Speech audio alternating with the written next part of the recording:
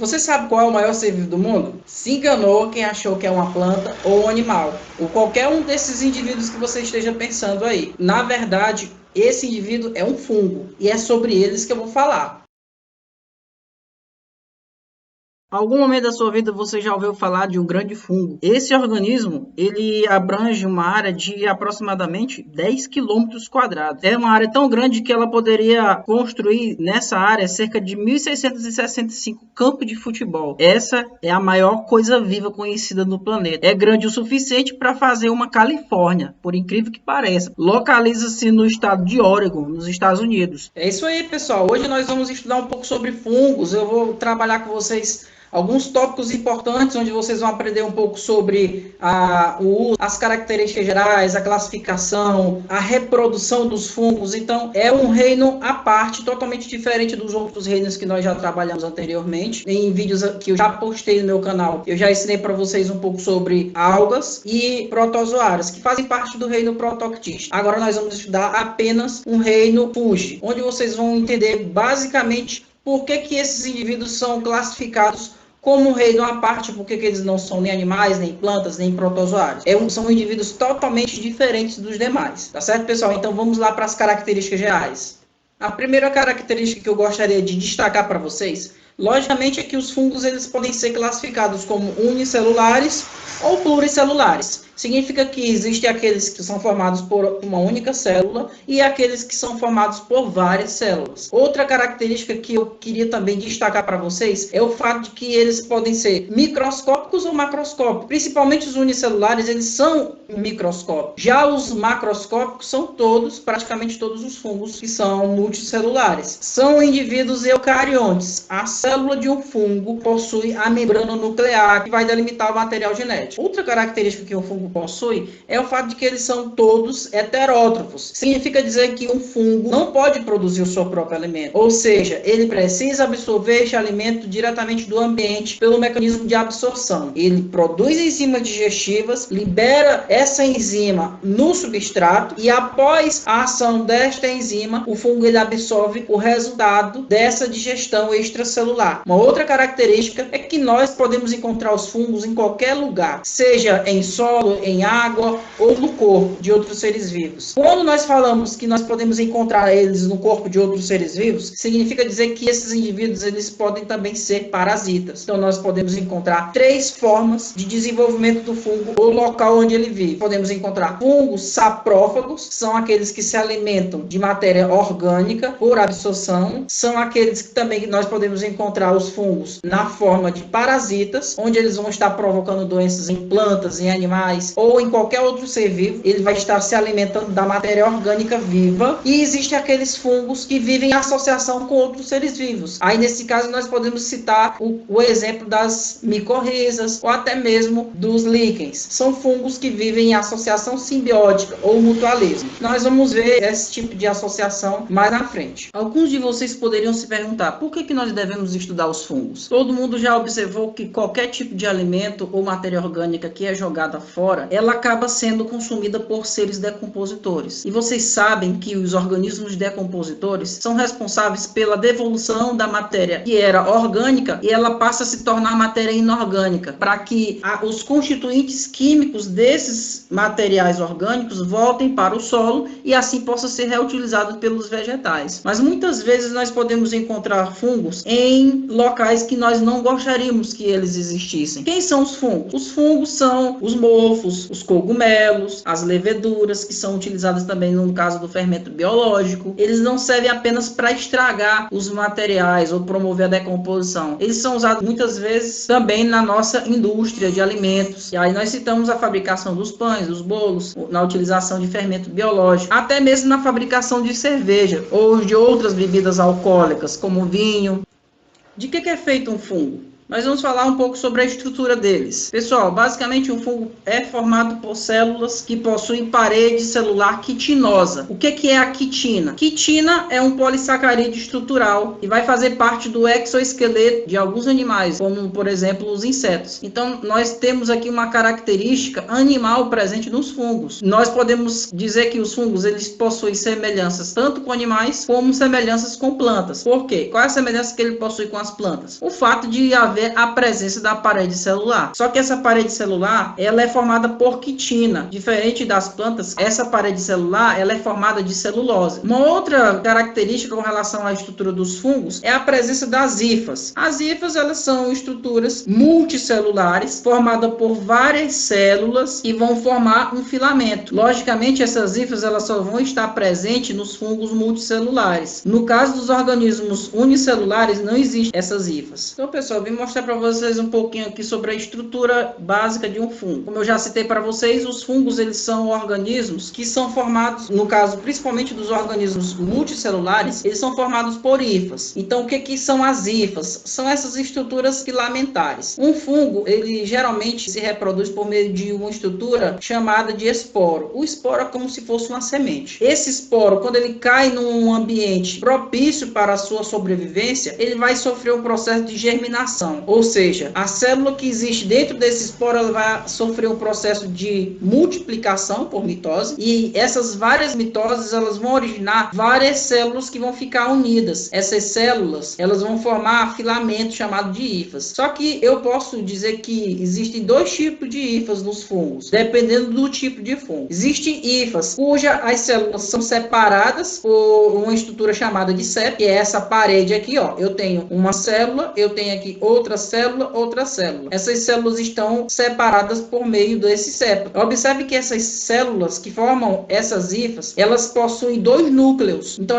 são células binucleadas. Uma outra questão que nós podemos citar aqui é que este septo, ele não promove uma separação completa entre essas células. Existe uma abertura, que é chamada de poro, é o poro septal. Essa abertura, ela vai possibilitar a passagem de organelas, de substâncias químicas, de proteínas, sais minerais ou de qualquer outra estrutura intracelular que possa haver troca entre essas células. Então, essas hifas que possuem estes septos são chamadas de hifas septadas. Agora, aquelas hifas que não existe essa separação entre uma célula e outra, você vai chamar essas hifas de cenocítica ou não septada. Então, nos fungos existem esses dois tipos de hifas. Hifas septadas e hifas não septadas, também é chamado de cenocítica. Observe uma outra coisa, que todo fungo, ele é formado por uma estrutura que não possui tecido celular verdadeiro. Significa dizer que o tecido que forma, por exemplo, um cogumelo, ele é formado por um emaranhado de hifas, que não estão totalmente unidas entre si. Elas estão apenas se juntando para formar um tecido, mas não é um tecido completo, um tecido verdadeiro, como, por exemplo, nós podemos encontrar em plantas, em animais ou em qualquer outro ser vivo que seja multicelular. Uma outra característica que nós podemos citar com relação à estrutura básica de um fungo, além dos multicelulares serem formados por hifas, nós podemos dizer que essas hifas, elas vão formar o fungo por completo. O fungo por completo é chamado de micélio. Só que este micélio, ele pode ser dividido em duas partes. Quais são? Existe um micélio reprodutivo, que vai formar uma estrutura produtora de esporos sexuais, e existe o micélio vegetativo, que é aquele conjunto de hifas que vai estar inserido no substrato. Professor, o que é o substrato? O substrato pode ser, por exemplo, o pão que está em decomposição, ou a fruta, ou qualquer que seja o tipo de substância que esteja em processo de decomposição. Então, as hifas, elas podem estar inseridas nesse alimento ou nesse resto de animal ou de ser vivo, e elas vão estar produzindo essas enzimas digestivas para alimentar o fungo. Então, nós temos aqui, além do micélio vegetativo, existe o micélio reprodutivo, que vai produzir os esporos. Por exemplo, nós temos o caso dos cogumelos. O micélio reprodutivo dos cogumelos é o próprio cogumelo.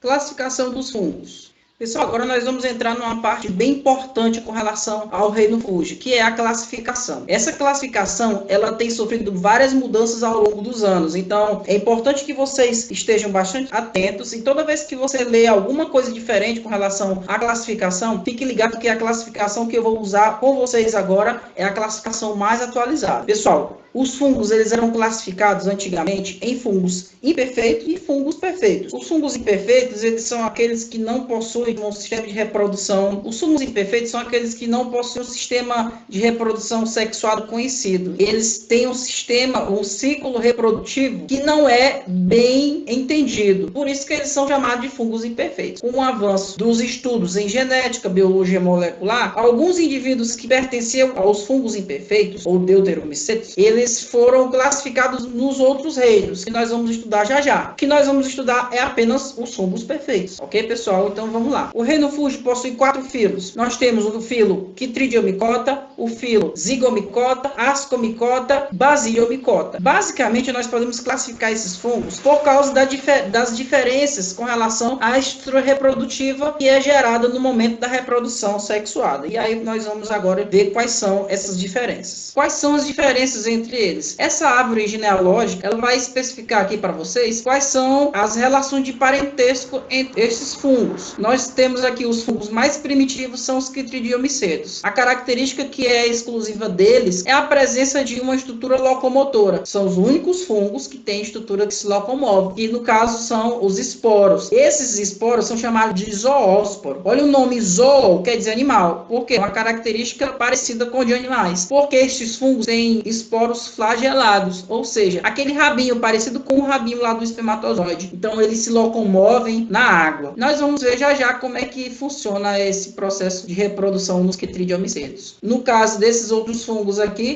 o Zygomiceto, o Ascomiceto e Basidiomyceto, todos eles têm ausência de esporos flagelados, ou seja, esses esporos eles vão ser carregados pelo vento, diferente dos Chytridiomycetos, que se esse Chytridiomyceto ele é flagelado, os esporos deles, então eles dependem da água para reprodução. Os outros fungos aqui, eles são mais evoluídos, né? São mais derivados por conta da ausência de necessidade de água para se reproduzir. Agora nós vamos estudar cada um desses filos. Filo Chytridiomycota, também mais conhecido como filo dos Chytridiomycetos. Esse filo é formado por fungos que são aquáticos, pessoal. No geral, todo fungo precisa de ambiente úmido para a sua sobrevivência. Ele não consegue viver no ambiente seco. Então, nós temos, no caso dos Chytridiomycetos, todos eles são aquáticos. Existem alguns terrestres. São os únicos organismos fúngicos que precisam da água para a reprodução por causa da presença dos esporos que são chamados de zoósporos. Eles possuem flagelos, são esporos flagelados. Esse fungo ele vai apresentar uma característica importante que é a alternância de gerações. Uma outra informação que eu gostaria de mencionar para vocês é que os Chytridiomycetos são responsáveis pelo desaparecimento de muitos anfíbios ao longo de vários continentes. Existem fungos que são parasitas e por serem parasitas acabam acometendo a morte de vários anfíbios. Os anfíbios eles são animais que precisam da água não apenas para se reproduzir, mas também para promover a sua respiração cutânea. Infelizmente, muitos anfíbios estão desaparecendo do planeta por conta dos Chytridiomycetos. Filo Zygomycota. Quem nunca esqueceu um resto de comida ou alguma fruta em algum lugar e depois foi ver e percebeu que lá estava todo embolorado, cheio de fungo? São chamados de Zygomycota ou Zygomycetos. Uma característica que nós podemos comparar eles é que eles não possuem um corpo de frutificação, como por exemplo os cogumelos e as orelhas de pau. No caso do Zygomiceto e dos Chytridiomycetos, eles não possuem corpo de frutificação. Uma outra semelhança que nós podemos citar entre os Zygomiceto e os Chytridiomycetos, as hifas desses fungos são cenocíticas. Significa dizer que não existe o septo, que é aquela estrutura que separa uma célula e outra lá nas hifas. Só para vocês lembrarem, as hifas dos Zygomicetos e dos Chytridiomycetos, elas não possuem esse septo aqui, que é uma separação entre uma célula e outra, e vai formar essa estrutura filamentar das hifas. Ou seja, as hifas dos Chytridiomycetos e dos Zygomicetos, elas não possuem septo, são hifas cenocíticas. Nós conhecemos eles mais como mofo. Se você for analisar eles de perto, você vai perceber que ele vai existir, vai possuir estas hifas, que são as estruturas filamentares, que formam o mofo, e na pontinha deles, você vê essa coisinha preta. E essa estrutura preta aqui, nós chamamos de esporângio, a estrutura produtora de esporos. Filo Ascomycota. Esse filo, pessoal, ele é mais conhecido como o filo mais diversificado do reino Fuji. Basicamente, nós temos aí aproximadamente 50% das espécies dos fungos pertencem a esse filo. O termo asco quer dizer bolsa, justamente porque quando você olha para o indivíduo, ele vai formar uma cuia ou uma bolsa, né? Por isso que tem esse nome que vem do grego asco, que é ascomiceto. Este fungo, ele vai formar principalmente os orelhas de pau, e é também deste filo que nós podemos obter as leveduras, que são organismos unicelulares. No caso das leveduras, logicamente elas não vão produzir este corpo de frutificação porque são unicelulares, mas nos fungos multicelulares nós vamos perceber a presença deste indivíduo que é chamado de orelha de pau. Muitos deles podem também ser usados na culinária, e é também deste mesmo filo que nós percebemos a presença de fungos que vão estar em associação com algumas algas e cianobactérias, formando os líquens que nós vamos estudar logo mais adiante. Filo Basidiomycota. Esse filo é o filo dos cogumelos. Todo mundo já ouviu falar em cogumelo, já até viu ele, brincou com ele quando criança. É um grupo de indivíduos também bastante diversificado, apresenta as mais variadas formas, cores e variedade. É um filo que eu particularmente gosto mais de estudar. É um filo que tem os organismos que são mais evoluídos. Esses indivíduos possuem o corpo de frutificação, também chamado de basidiocarpo. Deve-se levar em consideração que muitos desses indivíduos podem ser usados na alimentação, como por exemplo fungos, cogumelos que são pardos, que não têm uma cor muito evidente, e existem cogumelos que são alucinógenos. Além do mais, existem cogumelos venenosos, por isso nunca coma um cogumelo ou queira utilizar um cogumelo na sua alimentação se você não conhecer.